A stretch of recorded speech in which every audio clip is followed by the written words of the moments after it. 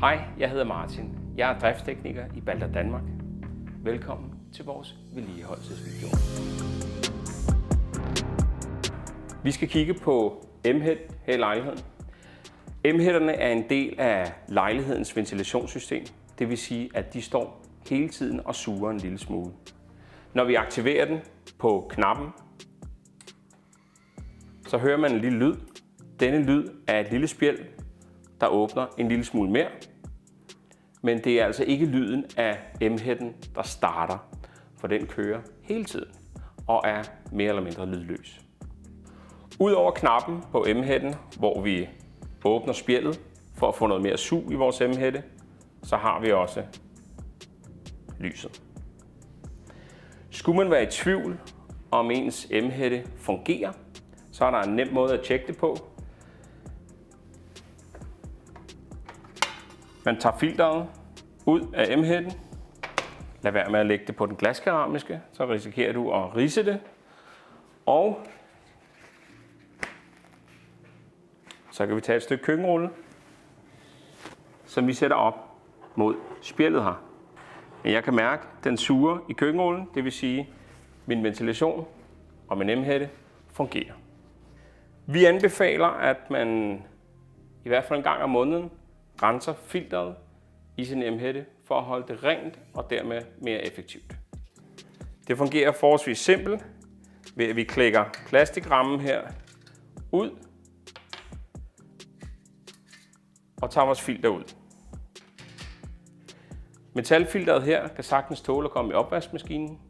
Når det er vasket og det er tørt, sørg for at det har ligget og blevet godt tørt. Ned igen i låget her.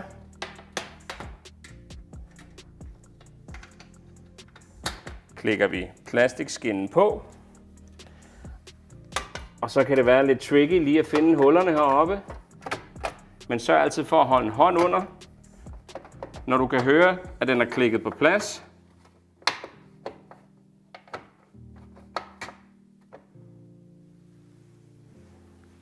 Så er M-headet klar til brug igen.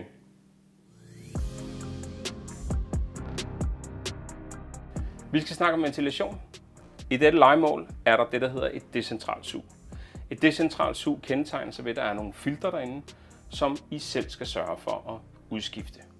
Hvornår disse filtre skal udskiftes, er noget, I vil få besked på fra enten jeres driftstekniker eller administrator på ejendommen, og I vil derefter modtage nogle friske filtre i jeres postkasse.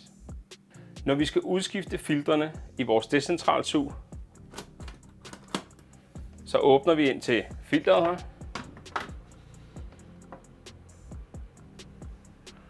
Og herinde sidder så de to filtre, som vi skal have udskiftet. Det er en meget simpel procedure. Man tager det ud, sørger for at hive det gamle filter ud, får det helt hævet af, får det smidt ud, og det nye filter sættes så på plads igen, hvor det gamle sad.